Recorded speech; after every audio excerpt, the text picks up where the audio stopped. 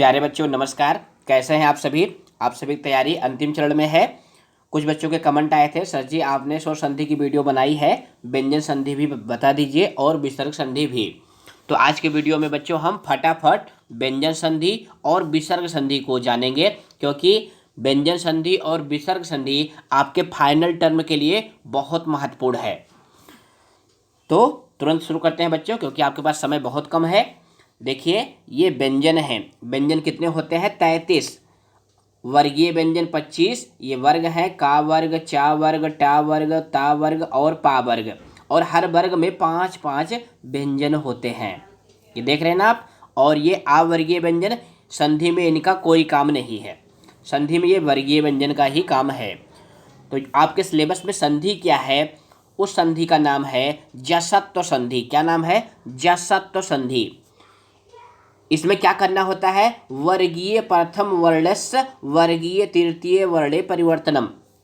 अब वर्ग क्या है, उसका प्रथम वर्ण क्या है, उसके लिए देखिए ये का वर्ग, चा वर्ग, टा वर्ग, ता वर्ग, पा वर्ग, ये 5 वर्ग हैं और ये उनके वर्ण हैं।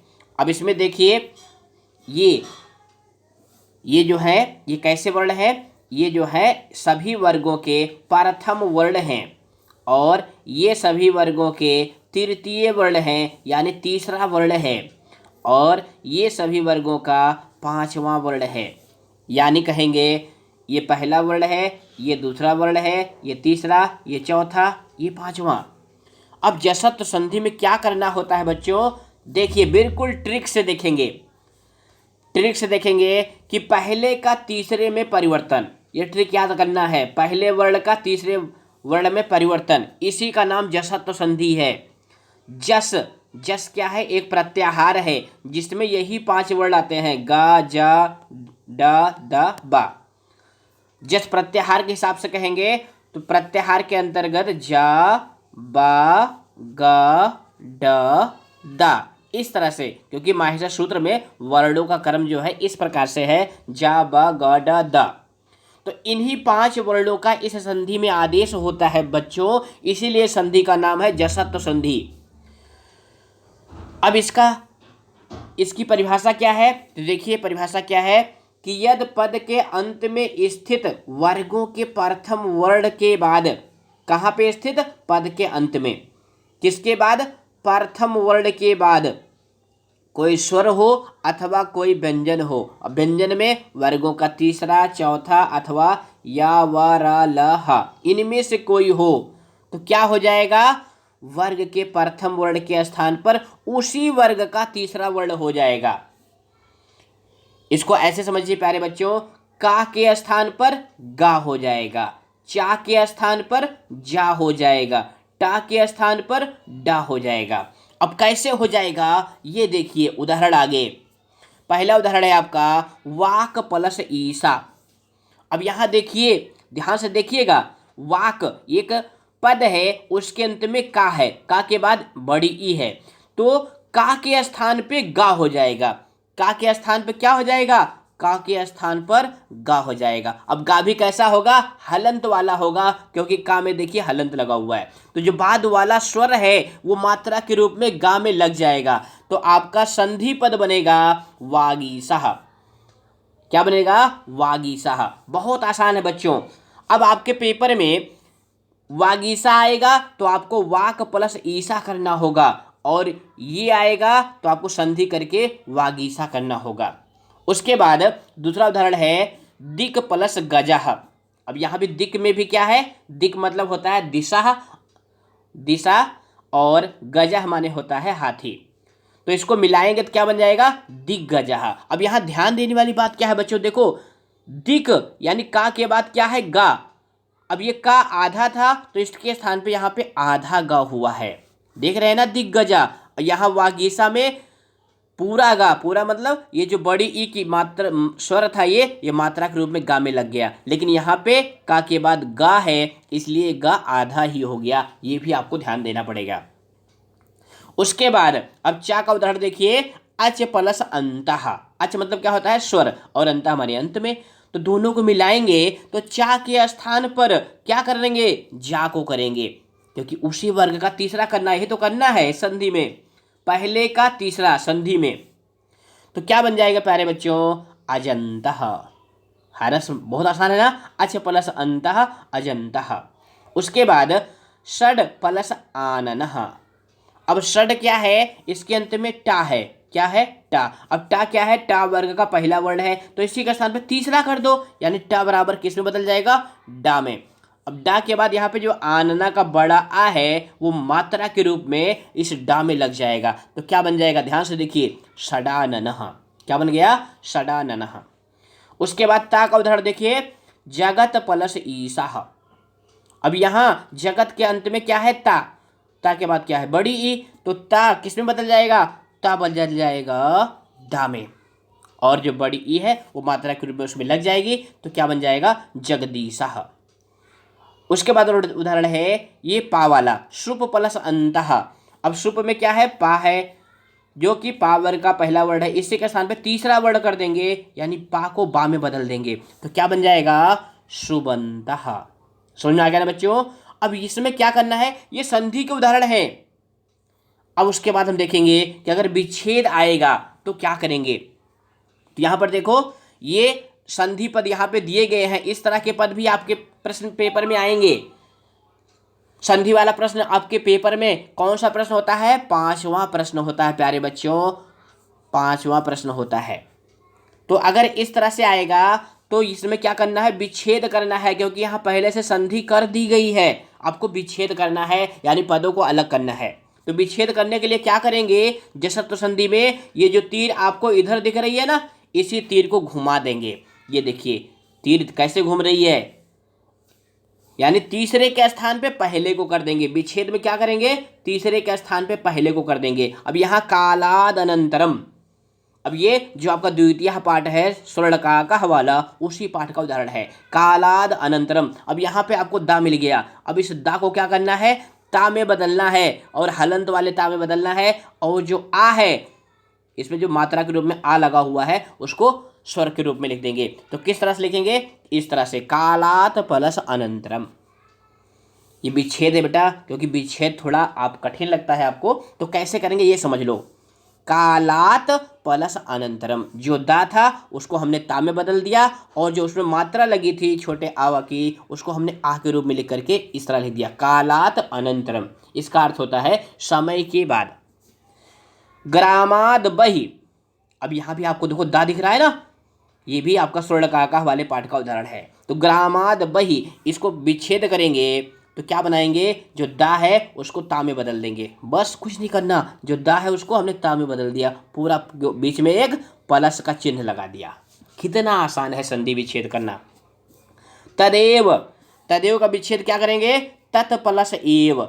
उसी तरह से चलित प्लस उच्छलेत, तो क्या बन जाएगा प्यारे बच्चों, चलित उच्छलेत। अब यहाँ पे जो चलेद का द था वो ता में बदल गया, और जो छोटऊ की मात्रा इस दा में लगी हुई थी उसको हमने छोटऊ स्वर के रूप में लिख दिया। बस इतना ही करना है प्यारे बच्चों आपको जसत्व संधि में। हमें उम्मीद है अब आप जसत्व संधि सही कर लेंगे। इसके बाद प्यारे बच्चों अनुस्वार संधि है। व्यंजन संधि में दो संधि है, एक जसत्व दूसरी अनुस्वार। सबसे आसान संधि अनुस्वार संधि है। इसमें क्या करना है, देखिए सूत्र है मो अनुस्वारा।